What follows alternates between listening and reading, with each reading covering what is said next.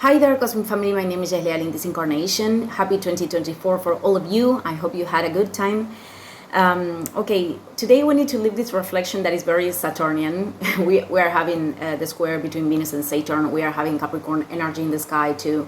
So I felt like doing this in this first day of 2024, and celebrating life is something very important, but I don't think we have to assign a specific day to do that. We can celebrate it in very ordinary moments. And on the other hand, the reflection of today comes from a recent lesson that I went through to not say mistake. So I wanted to share that because the year that left, the 2023, was a year that took a lot of parts of my identity away. So I had to recreate in a new form, and I am experimenting this in a very positive way. I hope that in your way you can feel like this, like you can feel that you have changed. I am talking about that. What I'm trying to transmit is that the person, the identity that opened this YouTube channel 1 year and I don't know how many months ago is not the same anymore. And but I am sustaining this initial intention of sharing the spiritual path of a human being. And at the same time, we are spirits experimenting a human body. So, okay, the reflection of today is about this enormous expansion of people bringing to consciousness all of these, for example, traumatic experiences that have created the programming.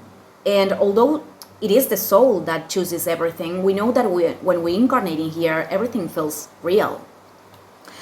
But I think it's important to say that being conscious about them is not to continue the dynamic of putting the responsibility on others or on the system.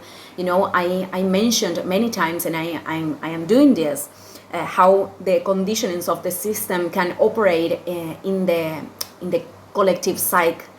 But this is not to put the guilt in something. This is from a place of identifying what we have to change. So what I'm trying to say is that I think that it's important to assume that what the pain that others can cause, the pain that others caused us in the past cannot be used as an excuse to act in distorted ways or to keep sustaining those behaviors. I think it's important to know ourselves imperfect, and to look at ourselves as humans that are learning, and to look at ourselves with love and forgiveness for the times that we made mistakes, and of course to practice this with other people too.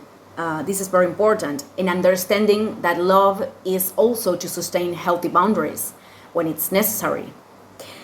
But I think that many times we need boundaries with all the things that are anchoring us in the past. I am talking about experiences, negative experiences, and also positive ones.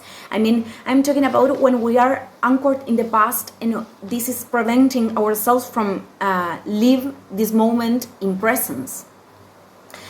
And what I'm trying to say in relation with the negative experiences, I'm not talking about doing a bypass, a spiritual bypass. Of course not. But when we already process certain emotions in relation with certain situations, so nobody on the outside can tell us what we already process or not. This is something that we will know on the inside.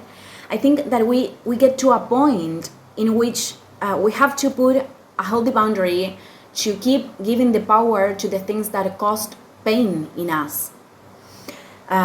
This is a key, because if we don't do this, we cannot